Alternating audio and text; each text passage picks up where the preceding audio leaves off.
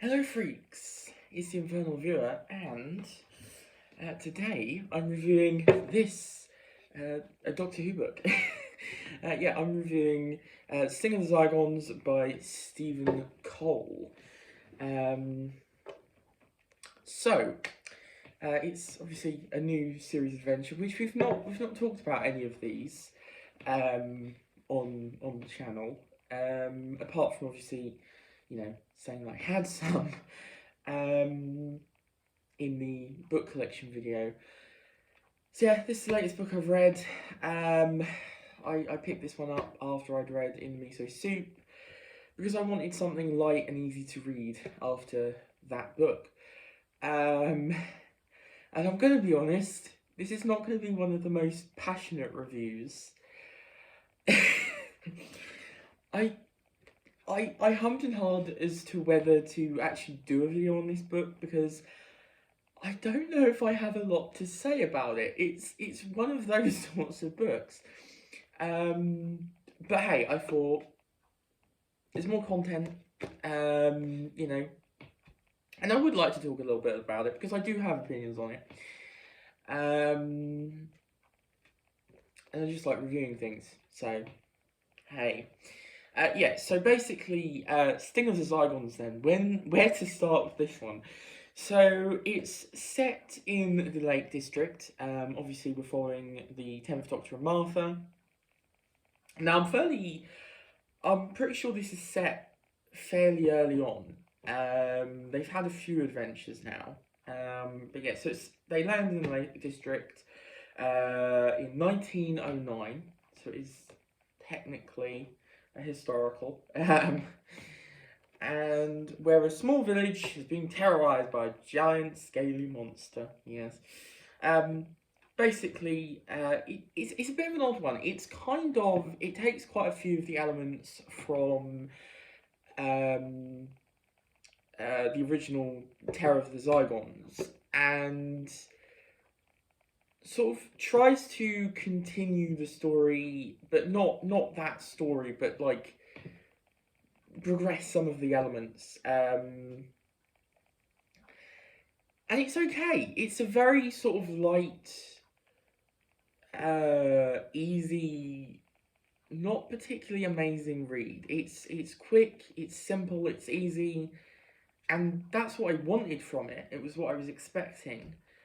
But it's nothing spectacular. Which, depending on who's coming into this book, depending on how you're coming into this book, is either going to be a good thing or a bad thing. For me, it was a good thing because that was what I was looking for. I wanted an easy, simple, light read. That's all I wanted. I didn't want something magnificent. I didn't want to, test my brain. I just wanted something simple and easy and quick.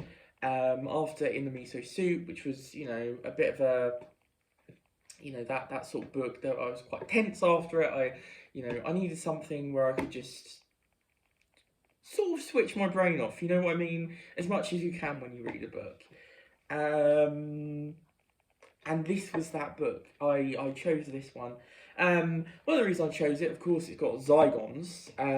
One of the few, obviously, it took a while for us to get Zygons in the new series. I mean, when this came out, I don't believe it was the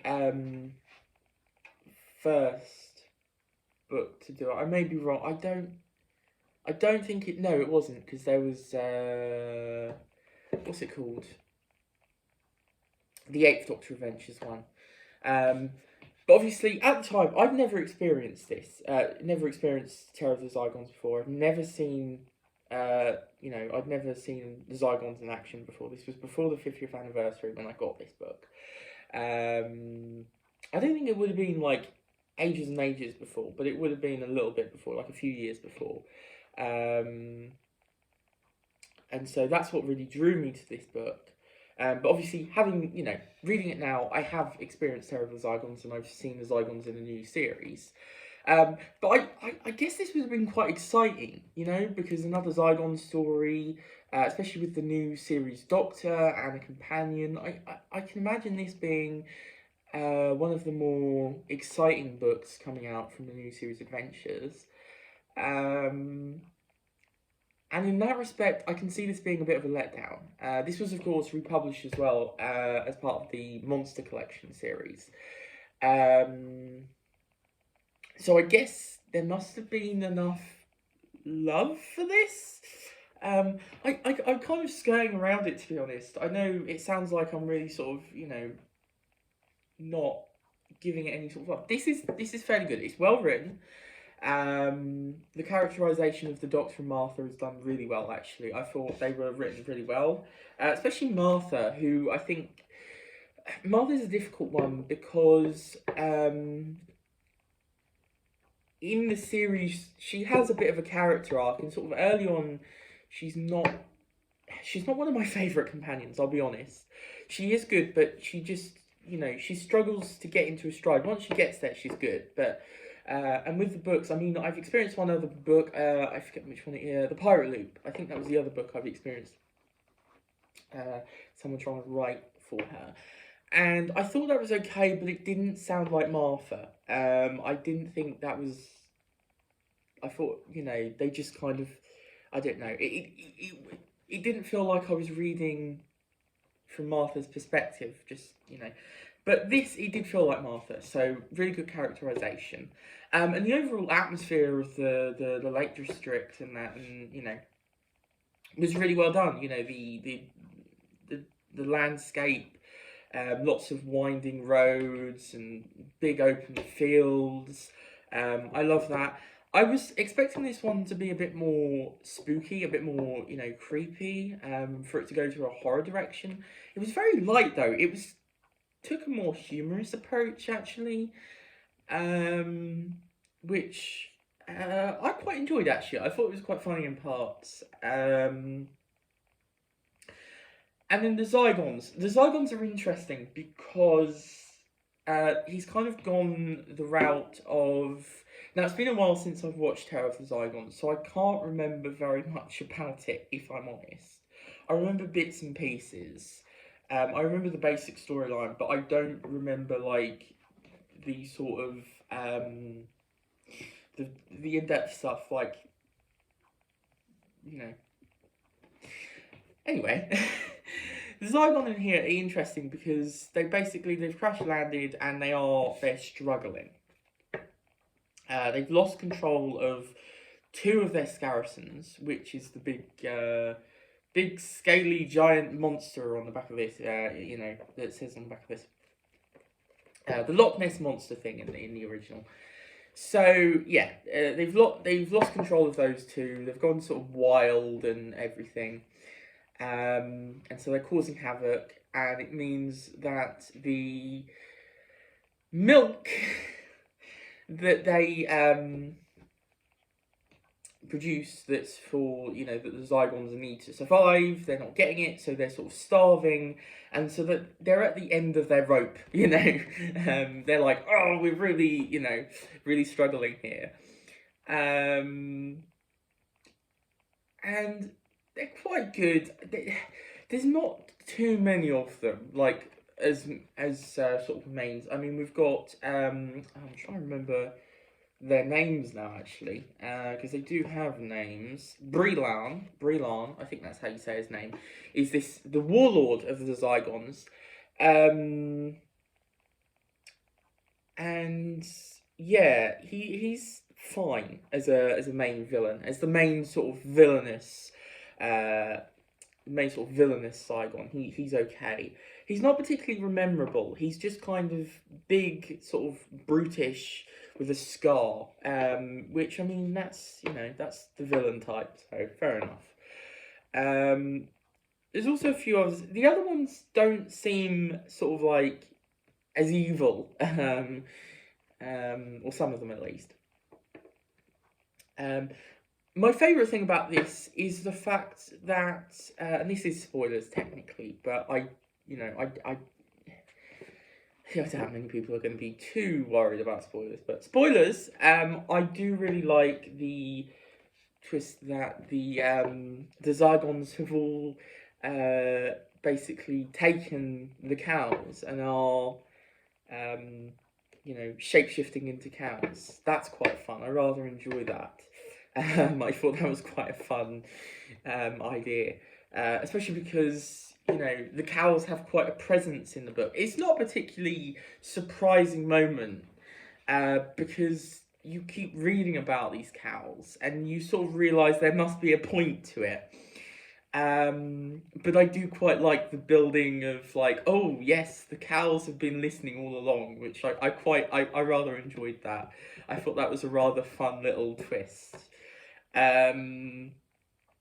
Now, looking at some of the reviews for this book, I did see a lot of people complaining that the side characters all kind of they weren't drawn great.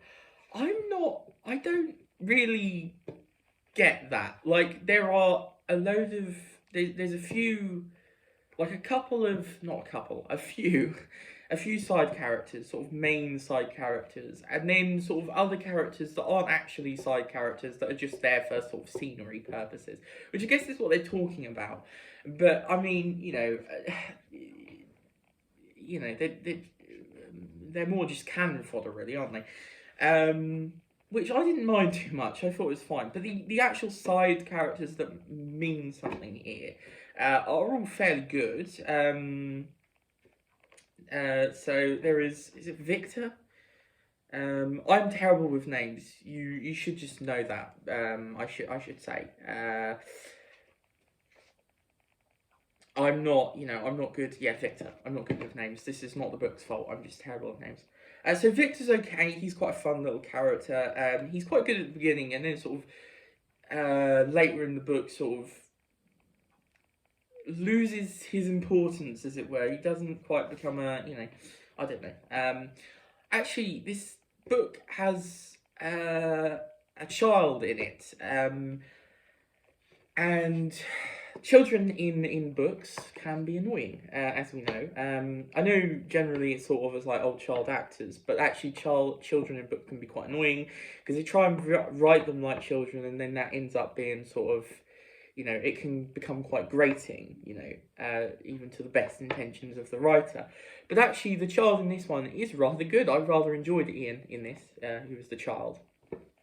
I believe he's 13, although he sounded younger to me. He read younger than 13. I thought he was more like, 8 or, 5 to 8, around that range, maybe a bit of an older 5-year-old, but, around that range. I didn't think he was quite in his teens, but sure, whatever. We'll go with it. But he actually bounces off Martha quite well. They're quite a funny little duo, actually. I quite enjoyed that.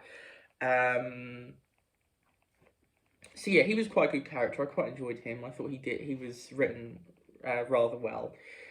There's also Lord Helston. Helston. I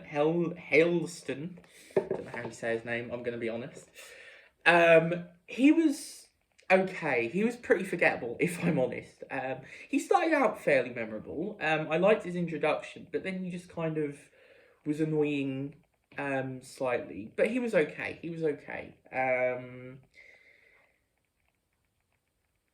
And then the overall plan, very, very sort of basic. The villain plan is very sort of basic, and it's been done 100 times before and better. But it was fine. It was, I don't think there was any particular plot holes that I could read. There probably is somewhere, and I know people who are like big, oh my god, the plot hole, but I didn't see anything there that was like staring me in the face going, this isn't very, good. So the overall sort of story was fine. The pacing was pretty good as well. I know, again, people complain about sort of the running back and forth and stuff like that. I thought it was alright. I thought it was pretty good. It kept sort of... It was a nice pace. You had the first mystery, and I liked that it sort of started off and it made it seem like it was going to be one sort of story where maybe the Zygons were being hunted by an alien hunter of some kind, and then, you know, it sort of developed into something else, and that was quite good. So yeah, I thought it was pretty good. It was nothing special. I gave it 3 stars on my personal Goodreads, and I think that's kind of suitable, to be honest. It's just fine. I wasn't, you know, bowled away by it, but I didn't think it was a bad book. I thought it was a pretty good, enjoyable experience, if fairly forgettable, you know? I'm pretty sure you know, in a few weeks, I'm probably gonna, well, not in a few, but in a few months, I'm probably, you know, next year, I'm gonna forget all about what happened in this book, basically, which you decide what that means. Personally, I think I enjoyed the journey. I just had a good time. It was something, you know, it was something that I needed after In the Miso Soup. Just something simple and light and enjoyable, and that's what I got. So I'm happy with it. But it's not an outstanding review, I guess, for this book. You know, it's not like, oh yeah, go and buy it. You know, but yeah. So I guess this is going to put quite a few people off the book. But yeah, I wouldn't rush out to buy it. But it was fine. It was good. It was all right. Yeah. I don't know what else to say about it, if I'm honest. So yeah, that is Sting of the Zygons by Stephen Cole. And that is a review. You know, on with the guff then. So obviously, like and subscribe if you enjoyed. This was not maybe the most informative review in the world, but you know. Also, there will be links in the description for the podcast and Twitter. So yes, you can find those in the links in the description. And I think that's it. So until the next time, my friends, I will see you later.